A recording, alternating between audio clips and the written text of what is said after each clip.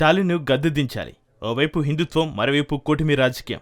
ఎలా చేసినా సరే తమిళనాడులో డీఎంకే సర్కారును కూలదీయాలని బీజేపీ వ్యూహాలు రచిస్తోంది.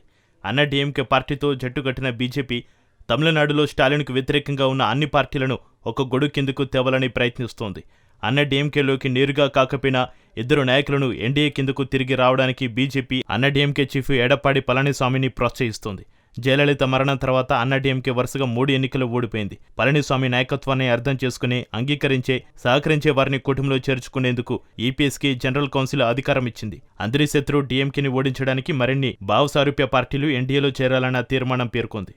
ఇది ఓపీఎస్ దినకరన్ గురించేనన్న చర్చ తమిళనాట సాగుతోంది. అన్నీ తాము బయటకు చెప్పలేమని, ఎన్నికల్లో గెలిచేందుకు చేయాల్సిన అన్ని వ్యూహాలను పళనిస్వామి రూపొందిస్తారని అన్న డీఎంకే నేత ఒకరు చెప్పారు. ఏఐఏడీఎంకే ఎన్నికల అవకాశాలను బలోపేతం చేయడానికి శశికళ, ఓపీఎస్, టీటీవీ, దినకరన్లను తిరిగి చేర్చుకోవాలని కోరుతూ ప్రముఖ అన్న డీఎంకే నాయకుడు కేఏ సెంగోట్టయ్యన్ గతంలో ప్రపోజల్ పెట్టాడు. అందరూ కలిస్తేనే డీఎంకేని సమర్థవంతంగా సవాలు చేయగలమని సెంగోట్టయ్యన్ వాదించాడు. అయితే ఆయన వైఖరి ఈపీఎస్ నేతృత్వానికి అసమ్మతిగా భావించి పార్టీ బహిష్కరణకు దారితీసింది. తనను పార్టీ నుంచి బహిష్కరించిన తర్వాత సెంగోట్టయ్యన్ విజయన్ తమిళగ వ్యతిరేకజగం టీవీకేలో చేరాడు. ఓపీఎస్, దినకరన్ ఇద్దరు ఇటీవల వరుసగా ఎన్డీఏ నుంచి బయటకు వచ్చారు.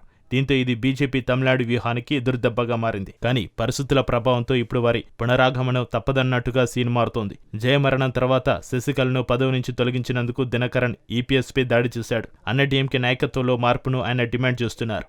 ఓపీఎస్ ఢిల్లీ పర్యటన, కోయంబత్తూరులో బీజేపీ నాయకులతో దినకరన్ సమావేశం తిరిగి కూటమి బలోపేతం దిశగా అడుగులు పడేలా చేస్తున్నాయి. తమిళనాడులో ఎన్డీఏ కూటమిలో మొదటి నుంచి గందరగోళం నెలకొని ఉంది. పీఎంకే వ్యవస్థాపకుడు డాక్టర్ ఎస్ రామదాస్ కుమారుడు అన్బుమణి మధ్య అంతర్గత విభేదాలు, ప్రేమలత విజయకాంత్ నేతృత్వంలోని డీఎండీకే ఇంకా ఎటువైపు ఉండాలనేది తెలుసుకోలేకపోవడంతో పొత్తులపై క్లారిటీ మిస్ అవుతోంది.